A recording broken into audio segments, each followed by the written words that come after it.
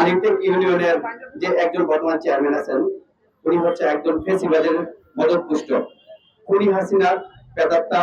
সে গণভোটের তোয়াক্কা করে সে একজন জনপ্রতিনিধি হয়েছে। খুব দ্রুত সময়ের মধ্যে বাংলাদেশ সরকার প্রজ্ঞাপন জারি করবে এই চেয়ারম্যানকে প্রত্যাহার করে তাকে যেন আমরা এই বিচার আওতায় আনতে পারি। প্রথমত। দ্বিতীয়ত হচ্ছে আমাদের আলিপুর ইউনিয়ন পরিষদের আমি প্রেসিডেন্ট এবং সেক্রেটারি জেনারেল সভাপতি আব্দুর রহমান আর সাধারণ সম্পাদক সভাপতি আনার হোসেন সাহেব, ওরা আসলে বিএনপি কি করে আমি ঠিক জানি না।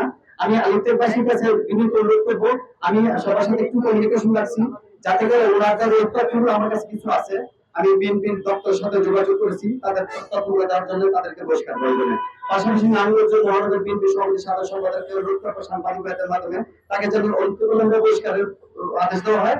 এবং এই অনুষ্ঠান থেকে এই অনুষ্ঠানগুলো আজকে আয়োজন আছে আক্তার ভাই সাবেক ভারপ্রাপ্ত চেয়ারম্যান ইসলাম আমাদের কেন্দ্রীয় এলাকা মিলন বিরোধী সাবেক চেয়ারম্যান বক্তব্য নিলেন। এখানে আমার মনে হয় বক্তব্য আগে থেকে ম্যাক্সিমাম লোকজন এখানে উপস্থিত হয়েছেন এই দুর্নীতি এবং দুষ্টদের বিরুদ্ধে প্রতিবাদ করার জন্য। যাই হোক, সমাজতন্ত্র সবগুলো আয়োজন করা হলে ইনশাআল্লাহ প্রতিবাদ করবো। সবাই সুস্বাস্থ্য দীর্ঘায়ু কামনা করেছে। পাশাপাশি প্রশাসনের কাছে অনুরোধ করবো যারা আমরা বিএনপি করে আমাদের বিরুদ্ধে এখনো মামলা হচ্ছে তাদেরকে আইনের আওতায় আনা হোক। পাশাপাশি যারা এর সাথে জড়িত তাদেরকেও গ্রেফতার করা হবে। সকলকে ধন্যবাদ।